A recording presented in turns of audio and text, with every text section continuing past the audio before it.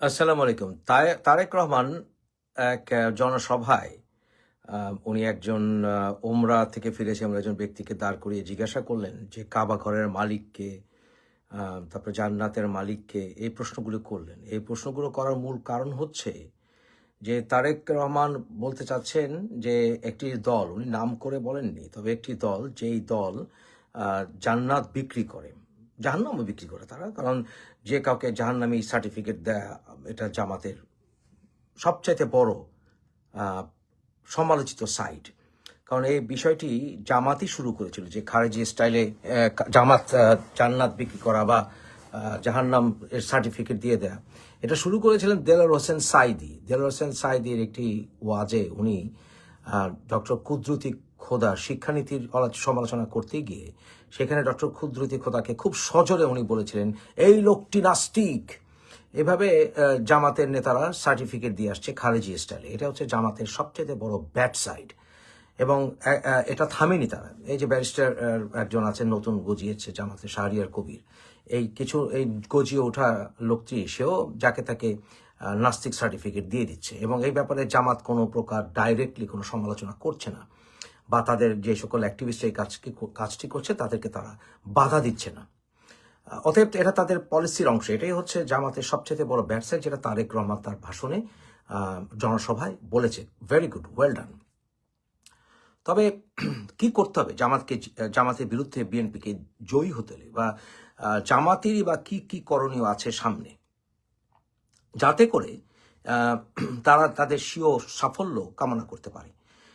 প্রথমত, মির্জা ফখরুল ইসলাম আলমগীরের একটি সাংবাদিকের প্রশ্নের উত্তরে উনি বলেছিলেন যে, এতদিন শুনেছিলাম আওয়ামী লীগ নামটি উনি পুরোটা বলেনও নাই, তবে আওয়ামী লীগকে বুঝিয়েছে। এতদিন শুনেছি যে বড় দুটি দল বিএনপি এবং আওয়ামী লীগ, এখন শুনি জামাত। অর্থাৎ জামাতকে এত বড় দল ভাবার কোনো কারণ নাই। তবে এই বিষয় থেকে আমি একটু সরে এসেছি। আমি মনে করি বর্তমানে জামাতের অবশ্যই জনপ্রিয়তা কম বেশি বেড়েছে। এবং বাড়ার কারণ কি, জামাতের অনেক নেতার সাথে আমি কথা বলেছি, তারাও বলেছে তারা নিজেরাও অবাক তাদের নিজেদের জনপ্রিয়তা বাড়ার ক্ষেত্রে। আমরা যতই জামাতের সমালোচনা করি না কেন, জামাত কিন্তু তাদের সমালোচিত দিকটির ব্যাপারে কিন্তু সজাগ হয়েছে। আমি চলুন প্রথমে জামাতের বিষয়টি আলোচনা করি। আমেরিকান ডিপ্লোম্যাটের একটি কথোপকথন ফাঁস হয়েছে বলে জুলকারনাইন সায়েরের একটি সাংবাদিক রিপোর্ট, এবং পরবর্তীতে বিভিন্ন জায়গায় এটা আলোচনা দেখেছি। এবং সেখানে বলা হচ্ছে যে মার্কিন যুক্তরাষ্ট্র এবং পশ্চিমা দেশগুলো চাইছে যে এবার জামাত ক্ষমতায় আসুক, এবং এই কারণে এই লিকড কনভারসেশনটি অত্যন্ত ইম্পর্টেন্ট। এই বিষয়ে এর সপক্ষে কিছু কথা বলি। জামাতের সাথে পশ্চিমা দেশগুলোর সম্পর্ক অনেক পুরনো, সেই আইয়ুব খানের সময় থেকেই। এবং 1971 সালে যুদ্ধের সময় জামাত পশ্চিম পাকিস্তান তথা পশ্চিমাদের উদ্দেশ্যই চরিতার্থ করেছে, এবং তারা বাংলাদেশ স্বাধীনতার বিরোধী ছিল, এবং সেই ক্ষেত্রে জামাতের সবচাইতে বড় ভয়ঙ্কর ভূমিকাটি পালন করেছিল। এরপরে জিয়াউল হকের শাসন আমলেও জিয়াউল হকের এবং জিমি কার্টার পলিসি এবং রেগান পলিসি, এগুলোকে বাস্তবায়ন করার ক্ষেত্রে জিয়াউল হক যে সকল পদক্ষেপ নিয়েছিলেন, সেই জিয়াউল হকের সবচেয়ে বড় চালিকা শক্তি হিসাবে কিন্তু জামাত তখন গুরুত্বপূর্ণ ভূমিকা পালন করেছিল। যদিও জামাতের জনপ্রিয়তা পশ্চিম পাকিস্তানে তথা পাকিস্তানে কোনোদিন এত ব্যাপক ছিল না। এরপরে মুজাহিদিনের ক্ষেত্রে মুজাহিদিন গঠন এবং অন্যান্য অ্যান্টি সোভিয়েত বাহিনী গঠন করার ক্ষেত্রে, ইসলামী যোদ্ধাদের ক্ষেত্রে তৈরি করার ক্ষেত্রে জামাতের একটি ভূমিকা অবশ্যই ছিল। তালেবান সৃষ্টির ক্ষেত্রেও জামাতের একটি ভূমিকা ছিল। সেই ক্ষেত্রে জামাতের সঙ্গে পশ্চিমা বিশ্বের সম্পর্ক তো নতুন নয়। আমরা দেখেছি যে বিভিন্ন ক্ষেত্রে যে যখনই ইসলামিজম, ইসলামী মৌলবাদ, জঙ্গিবাদ এসব নিয়ে কথাবার্তা বলা হয়, ইসলামিক স্টেটের সমালোচনা করা হয়, বা আমরা সবাই ইসলামিক মৌলবাদের বিরুদ্ধে, ইসলামের নামে যে সকল জঙ্গিবাদ তার বিরুদ্ধে, এমনকি ব্রিটেন বর্তমানে হিন্দু জঙ্গিবাদের বিরুদ্ধেও বিভিন্ন রকম রিপোর্ট করছে। কিন্তু এর অর্থ এই নয় যে পশ্চিমা বিশ্ব তারা সবসময় ইসলামীর শাসনের বিরুদ্ধে। এটা কিন্তু তারা না, কারণ এগুলো অনেক ক্ষেত্রে তাদের ইন্টারন্যাশনাল জিও পলিটিক্সের উপর নির্ভর করে। তখন এদেরকে আবার প্রয়োজন হতে পারে, যেমন জামাতকে প্রয়োজন হয়। বিশেষ করে চায়নাকে যখন নাড়াচাড়া দিতে হয় জিনহুয়া প্রমিস নিয়ে, সেই সকল ইস্যু নিয়ে এবং সেখানকার ইসলামিক আন্দোলন নিয়ে, এই সকল বিষয়ে চায়নাকে খোঁচাখুচি করতে হলে ইসলামীর এ সকল জঙ্গিবাদ, এ সকল মৌলবাদী শক্তিদেরকে অনেক সময় পশ্চিমা দেশগুলোর দরকার হতে পারে বলে অনেক জিওপলিটিক্যাল অ্যানালিস্ট মনে করে থাকেন। তাই আমরা দেখেছি যে বাংলাদেশ স্বাধীনতার পর পর জামাতের অনেক প্রশ্নবিদ্ধ নেতারা, গোলাম আজমের পরিবার, এছাড়া চৌধুরী মঈনুদ্দিন সহ অনেকেই জামাতের নেতারা আমেরিকা, কানাডা এবং ব্রিটেনে আশ্রয় নিয়েছে এবং তারা বর্তমানে সেখানে নাগরিক হয়ে বসে আছে এবং তাদের বংশরা সেখানে ভালোই আছে। তাই এদের সঙ্গে জামাতের সম্পর্ক খারাপ, যে জামাতের আবার সমালোচনা দেখেছি আমরা যে কয়েক বছর আগে ব্রিটিশ যে হোম মিনিস্ট্রি বা গৃহ মন্ত্রণালয় এবং সেখানে আমরা একটি রিপোর্ট দেখেছি। সেই রিপোর্টটি ছিল মূলত মুসলিম ব্রাদারহুডের উপরে। সেই রিপোর্টটি আপনারা অনলাইনে পাবেন।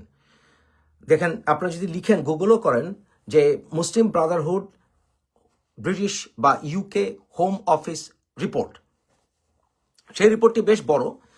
সেই রিপোর্টটি পড়লে দেখবেন শেষের দিকে যে তারা জানে মুসলিম ব্রাদারহুড এবং জামাত তারা একসাথে কাজ করে এবং জামাতের সেখানে যথেষ্ট সমালোচনা এসছে এবং জামাত অনেক ক্ষেত্রে মৌলবাদিতা করে বলে তারা সেখানে লিখেছে।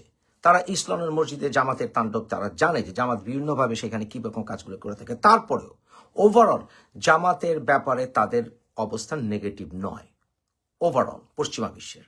তাই জামাতের ব্যাপারে, জামাতের অঙ্গ সংগঠন আপনার ইসলামিক শিবিরের ব্যাপারে সিআইএ একবার তাদেরকে টেরোরিস্ট লিস্টে রেখেছিল, কিন্তু তারপরেও যা বললাম আপনার বাস্তবত কার্যত জামাতের টোটাল বিরোধী ওরা নয়। কারণ তারা মনে করে যে ইসলামিক যতগুলো রাজনৈতিক দল আছে বা ইসলামিক যতগুলো জঙ্গি সংগঠন বলেন আর ইসলামিক সংগঠন বলেন, এগুলোর ভিতরে জামাত সবচেয়ে বেশি অর্গানাইজড ওয়েতে গণতান্ত্রিক প্রক্রিয়ার সাথে তারা থামস আপ দিয়ে এগুচ্ছে সেই আইয়ুব খানের সময় থেকে। তাই জামাত গণতান্ত্রিক প্রক্রিয়ায় বিশ্বাস করে তাদের মেথড হিসাবে, এটা পশ্চিমা বিশ্ব মনে করে। এবং যদিও আমরা জানি যে মওদুদি তার চিঠিতে যখন তাকে কিং ফয়সাল অ্যাওয়ার্ড দেওয়া হয়েছিল, তিনি উপস্থিত হতে পারেন নাই। কিং ফয়সাল অ্যাওয়ার্ডটি শুরুই হয়েছিল মওদুদিকে দিয়ে। সেখানে মওদুদি কিন্তু সে খেলাফতের কথা বলেছিলেন। এটা পশ্চিমা বিশ্ব জানে, কিন্তু পশ্চিমা বিশ্ব জামাতের ব্যাপারে পজিটিভ বলে। এবং একটা জিনিসই তারা চাইছে যে এরদোয়ান স্টাইলে জামাত চলুক। এরদোয়ান যেভাবে তুরস্ককে একটি সেমাই সেকুলার প্রো ইসলামিক দেশ হিসাবে চালাচ্ছে, জামাতও সেভাবে চলুক, এইটা বা চালাক দেশ, এইটা পশ্চিমা মেনে নিবে। এবং এই ক্ষেত্রে কখনোই এরদোয়ানের বিরোধী তো নাই, এরদোয়ানের পক্ষ স্টেপ নিয়েছে বর্তমানে ট্রাম্প অ্যাডমিনিস্ট্রেশনের পলিসি বুঝতে হলে আপনাকে তাকাতে হবে সৌদির দিকে, তাকাতে হবে পাকিস্তানের দিকে, তাকাতে হবে তুরস্কের দিকে। এই তিনটা দেশ ছাড়া কোনো দেশই ব্যাপক ইম্পর্টেন্ট কিছু নয়। আসুন আপনি বাংলাদেশে ট্রাম্প অ্যাডমিনিস্ট্রেশন কি করছে। ট্রাম্প অ্যাডমিনিস্ট্রেশন বর্তমানে তারা আপনার যে বোর্ড অফ পিস করেছে, সেখানে যে হাতে গোনা কয়েকটি দেশ এসছে, তার ভিতরে তুরস্ক আছে, তার ভিতরে সৌদি আরব আছে, তার ভিতরে পাকিস্তান অ্যাকসেপ্ট করেছে। ব্যাপারটি এরকম অবস্থায় আছে। সুতরাং তিনটে দেশই আছে এবং তিনটে দেশ মিলে, সৌদি আরব, পাকিস্তান এবং তুরস্ক মিলে একটি নিজের একটা সামরিক জোট করার প্রক্রিয়ায় আছে, ফাইনালাইজ পর্যায়ে আছে। তাই এই তিনটি দেশ একসাথে থাকলে ট্রাম্প ইজ ভেরি হ্যাপি। এবং ট্রাম্প কিছুদিন আগে সহ বিভিন্ন সময় এরদোয়ানের ভূয়সী প্রশংসা করেছে। এবং এই বোর্ড অফ পিসে কিন্তু একমাত্র সুপার পাওয়ার আছে রাশিয়া। এবং রাশিয়া বলেছে আমেরিকার কাছে তাদের যে জব্দ করা অস্ত্র আছে সেখান থেকে তাদের ওই $1 বিলিয়ন নিয়ে নিলেই তারা খুশি। সুতরাং এর বাইরে আর কোনো কিছু তারা ইন্টারেস্টেড না। অর্থাৎ তারা বোর্ডে থাকতে চাচ্ছে রাশিয়া। কারণ রাশিয়ার ব্যাপারে, পুটিনের ব্যাপারে কিন্তু ট্রাম্প কিন্তু অতটা নেগেটিভ নয়। কারণ আমি আপনাদেরকে এর আগে একটা ইংরেজিতে ভিডিওতে বলেছিলাম, বর্তমান বিশ্ব চাচ্ছে যে সুপার পাওয়ারগুলো একসাথে হতে। সুপার পাওয়ারের বাইরে বাকি কোনো দেশই কোনো ইম্পর্টেন্ট না, আসলেও নয়। জাতিসংঘে অনেক দেশ আছে, অসংখ্য দেশ আছে, তারা কার্যত ইউজলেস। এটা শুধু জনমতের জন্য প্রয়োজন হতে পারে জাতিসংঘ, কিন্তু বাস্তবতা হচ্ছে এই 5টি সুপার পাওয়ারের বাইরে কোনো দেশ সম্পূর্ণ সভারেন বলে আমি মনে করি না। সৌদি আরব সেমি সভারেনের অবস্থায় আছে বলে মনে করি। তুরস্কের ক্ষেত্রেও তাই, যেহেতু তারা বিশেষ করে তুরস্ক নেটো অন্তর্ভুক্ত দেশ। সেই বিষয়টি পদক্ষেপে যাচ্ছে বর্তমানে আমেরিকান ট্রাম্প অ্যাডমিনিস্ট্রেশন। তাই ট্রাম্প অ্যাডমিনিস্ট্রেশন যদি এরদোয়ানের সঙ্গে সম্পর্ক জামাতের ভালো আছে, এটা আপনারা জানেন। জামাতের নেতারা গত বেশ কয়েক বছর ধরে বহুবার তুরস্কে এরদোয়ান এবং এরদোয়ান অ্যাডমিনিস্ট্রেশনের সাথে তারা মিটিং করেছে এবং সেই আমেরিকান পলিসির অংশ হিসেবে তারা তুরস্কের দিকে ঝুঁকেছে। এখন আর পাকিস্তান তাদের প্রাইমারি কেবলা না এই জামাতের। তাই জামাত তুরস্কের থামস আপ পেয়েছে, সৌদি আরবের সঙ্গে জামাতের সম্পর্ক ভালো না, পাকিস্তানের সঙ্গে ভালো না, কিন্তু তুরস্ক অ্যাডমিনিস্ট্রেশন থাকলে সেখানে খুশি, এবং সেটাকে এস্টাবলিশ করার জন্য জামাত কতগুলো বিষয় থেকে সরে এসছে। যেমন 71 সহ বিভিন্ন সময় তারা ডাইরেক্ট না বললেও ইনডাইরেক্টে তারা ক্ষমা চেয়েছে, এবং সেখানে সাদিক কায়েম তারা আমাদের মরহুম ইন্টেলেকচুয়ালদের উনি স্মৃতিসৌধে ওরা গেছে, শ্রদ্ধা অর্জন জ্ঞাপন করেছে। এগুলো সবই জামাতের পজিটিভ। জামাত খুব ইন্টেলিজেন্ট পলিটিক্স করছে, এবং জামাত বলেছে মেয়েদেরকে কাপড় চোপড়ের ব্যাপারে তারা জোর জবরদস্তি করবে না। 5 ঘন্টার কাজের ব্যাপারে যে বিষয়টা, ওটা থেকে তারা সরে আসবে বলে আমি মনে করি, এবং তারা আরো মেম্বার অফ পার্লামেন্ট আমরা দেখতে পাবো এরকম তারা রিফর্মের দিকে যাবে আস্তে আস্তে। এটা তারা বোঝাচ্ছে, এবং শরিয়া আইন কায়েম করবে না। এটা হচ্ছে সবচেয়ে বড় পজিটিভ বিষয়, যেটা জামাতের জন্য সব পজিটিভ খেলা খেলেছে। তাহলে জামাতের ব্যাপারে তারা নেগেটিভ নয়, এইটা এস্টাবলিশ হয়েছে এই লিগ কনভারসেশন থেকে। এর অর্থ এই নয় যে পশ্চিমা বিশ্ব চাইছে যে জামাত চলে আসুক, কারণ বিএনপি আসলেও তারা আপত্তি নেই, কারণ বিএনপির প্রেসিডেন্ট জিয়াউর রহমান উনি জিমি কার্টারের সাথে লনে হেঁটেছিলেন, এবং জিয়াউর রহমান এবং জিমি কার্টারের পলিসি অ্যাডমিনিস্ট্রেশনের ইম্পোজিশনের ক্ষেত্রে এবং বাস্তবায়নের ক্ষেত্রে, এবং মুজাহিদিন তথা ইরানের বিরুদ্ধে বিশেষ করে পদক্ষেপের ক্ষেত্রে জিয়াউল হকের সাথে মিলে এবং মুসলিম বিশ্বের সাথে মিলে উনি কাজ করেছেন। একমাত্র সমস্যা ছিল জিয়াউর রহমানের, উনি প্রো প্যালেস্টিনিয়ান ছিলেন, এবং এই প্রো প্যালেস্টিনিয়ান ইস্যুতে সমাধান করার জন্য বোর্ড অফ পিস গঠন করা হয়েছে, যে ক্ষেত্রে বাংলাদেশ অংশ নিবে কিনা আমার সন্দেহ আছে। তো 50-60টি দেশের কাছে যে রিকোয়েস্ট পাঠানো হয়েছে, বাংলাদেশ মনে হয় এর ভিতরে নেই, আমি শিওর না, তবে মনে হয় বাংলাদেশকে পাঠানো হয়নি, বাট পাঠানো হবে যদি ইলেকশন হয়ে যায় আমার মনে হয়। তবে আমরা দেখেছি যে ওয়ার্ল্ড ইকোনমিক ফোরামে দাওয়াত দেওয়া হয়নি আমাদের এই ডক্টর ইউনূসকে, এবং ডক্টর ইউনূসের ব্যাপারে তাদের খুব একটা নেগেটিভ অ্যাটিটিউড না থাকার কথাও না। তবে বিএনপি তাদের কিছু পলিসিকে স্পষ্ট করতে হবে। তারা জামাত একটা উগ্রবাদী দলে পরিণত হবে তারা ক্ষমতায় গেলে, এবং যেহেতু তারা যাকে তাকে নাস্তিক মুরতাদ কাফের বানিয়ে দেয়, এর সবচেয়ে বড় ভিকটিম আমি নিজেই, কারণ আমি সুফি পরিবারের মানুষ, এবং আমাকে নাস্তিক মুরতাদ কাফের বহুবার বানানো হয়েছে, এবং তারা এটা হচ্ছে এই জিনিসটা যে বিভিন্ন মৌলবাদী সংগঠনের ভিতরে ছড়িয়েছে, এর জন্য সবচেয়ে বড় দায়ী হচ্ছে জামাত, এবং এইটা বিএনপিকে বারবার টোকা দিতে হবে যে আমরা সবাই কাফের মুরতাদ হয়েছে, এবং আলটিমেটলি তারা শরিয়া শাসন কায়েম করবে। এটাকে জামাত বিএনপিকে এমফাসাইজ করতে হবে।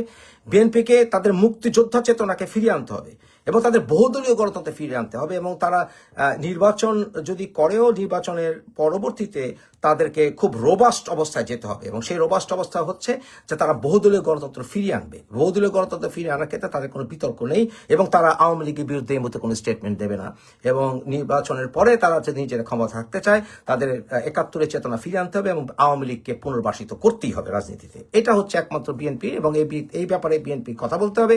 এবং এই নির্বাচনে সবচেয়ে বড় যেটা খেলার বিষয় হবে সেটা হচ্ছে সুষ্ঠু নির্বাচন। তবে সুষ্ঠু নির্বাচন হলে বিএনপি জিতবে, কিন্তু সুষ্ঠু নির্বাচন হবে না বলে আমি মনে করি অনেকটা, এবং সুষ্ঠু নির্বাচন না হলে জামাত ক্ষমতায় যেতে পারে। তো জামাত ক্ষমতায় গেলে এত ভয় পাওয়ার কিছু নাই বলে আমেরিকা মনোভাব মনে সেইখানে। তবে বিএনপি যদি ক্ষমতায় না যায় তাহলে আওয়ামী লীগের রাজনীতিতে দ্রুত ফিরে আসা খুবই মুশকিল হবে, এবং কখনো কোনো অবস্থাতেই জামাত আওয়ামী লীগ রাজনীতিতে ফিরে আসুক বা এনসিপি চায় না। এনসিপি সবই জামাতের বি টিম, এরা চায় না। তাই বিএনপিকে ক্ষমতায় যাওয়াটা প্রয়োজন বলে আমাদের দেশের মানুষ মনে করে, এবং আওয়ামী লীগকে ক্ষমতায় ফিরে আনলে বিএনপি লং রানে টিকে থাকবে না। এবং বিএনপি যদি ক্ষমতায় না আসে তাহলে আলটিমেটলি যদি জামাত ক্ষমতায় আসে তাহলে বাংলাদেশকে আওয়ামী লীগের মাধ্যমে একটা রেভলিউশন ঘটানোর পরিকল্পনা নেবে পশ্চিমা দেশগুলো। এটা অবাক হলো, এটাই সত্য, এবং এটাই হতে পারে বলে আমি মনে করি। সেদিকেও আমেরিকার একটা অল্টারনেটিভ পলিসি থাকবে। তবে সব দিক থেকে ভালো হবে বিএনপি যদি আওয়ামী লীগের ভোটগুলো নিতে পারে। আওয়ামী লীগের ভোটগুলো নিতে হলে বিএনপিকে এখন নির্বাচনের আগে অবশ্যই বঙ্গবন্ধুর প্রতি শ্রদ্ধা বিভিন্নভাবে প্রকাশ করতে হবে। বঙ্গবন্ধুর প্রতি শ্রদ্ধা প্রকাশ করলে কেউ আওয়ামী লীগ হয়ে যায় না। এই শেষ মুহূর্তে হলেও বিএনপি যদি এই পলিসিগুলো স্পষ্ট করে তাহলে বিএনপি যদি সুষ্ঠু নির্বাচন হয় জয়ের আশা করতে পারে। তবে বাংলাদেশ একটি শান্তিপূর্ণ দেশে পরিণত হোক, এটা আমরা সবাই চাই। সব মতের মানুষ একসাথে থাকুক সেটা চাই, সব ধর্মের মানুষ একসাথে থাক সেটাই চাই। কারণ জামাত আসলেও জামাত এখানে শরিয়া শাসন কায়েম করতে পারবে না, এটা একটা ভালো দিক, এবং আসলেও তাই। আমেরিকান ডিপ্লোম্যাটের কথায় সেটা প্রকাশ পেয়েছে, এটা সত্য এবং এটা ভালো, এবং আমেরিকান এটা পলিসি বর্তমান অ্যাডমিনিস্ট্রেশনের। এবং এখনো তারা মৌলবাদী শক্তি ক্ষমতায় রেখে তারা কোনো পারপাস সাফ করবে না, কারণ পৃথিবীতে যত ইসলামী জঙ্গিবাদ বা মৌলবাদী শক্তির উত্থান আমরা পতন দেখেছি, এগুলো সবকিছুর ক্ষেত্রে ইন্টারন্যাশনাল জিও পলিটিক্স বিশেষ করে আমেরিকান ইন্টারেস্টগুলো ইনভলভ ছিল। তো সেটা জামাত আসলে সেটার আর প্রয়োজন নেই বর্তমানে। তাই জামাত আসলেও উগ্রবাদী কোনো সরকার আসবে বলে আমিও মনে করি না। তবে বিএনপিকে তাদের অবশ্যই তাদের পলিসি স্পষ্ট করতে হবে, কারণ রাজনীতির আগে, নির্বাচনের আগে অস্পষ্টতা মানুষ পছন্দ করে না। বাংলাদেশে বিএনপির যে সকল চিরাচরিত যে সকল পলিসি, সেগুলোকে বিএনপি চাঙ্গা করতে হবে, তাদেরকে সেগুলি চাঙ্গা করতে হবে। তার ভিতরে অন্যতম যদি আওয়ামী লীগের মানুষদের ভোট পাওয়া যায়, তবে আওয়ামী লীগের নির্দেশনা হচ্ছে আওয়ামী লীগের যারা সমর্থক তাদেরকে বলা হয়েছে তারা যেন নির্বাচনে ভোট দিতে না যায়। তবে বিভিন্ন জায়গায় আমি জানি যে তাদেরকে অবশ্যই ওয়ার্নিং দেওয়া হচ্ছে যে তারা যেন নির্বাচনে ভোট দিতে যায়। এটা তাদেরকে বারবার ওয়ার্নিং দেওয়া হয়েছে বিভিন্ন পক্ষের যারা ইলেকশনে যাচ্ছে সেই সকল দল থেকে। তবে তারপরেও মানুষ মনে হয় আমার নির্বাচনে যাবে বা যেতে চাইবে বহু বছর পরে। মোটামুটি একটি সুষ্ঠু নির্বাচন হওয়ার একটি আভাস পাওয়া যাচ্ছে, আবার যাচ্ছে না, এরকম একটা অবস্থা। তবে যদি বিএনপি ঠিক মতো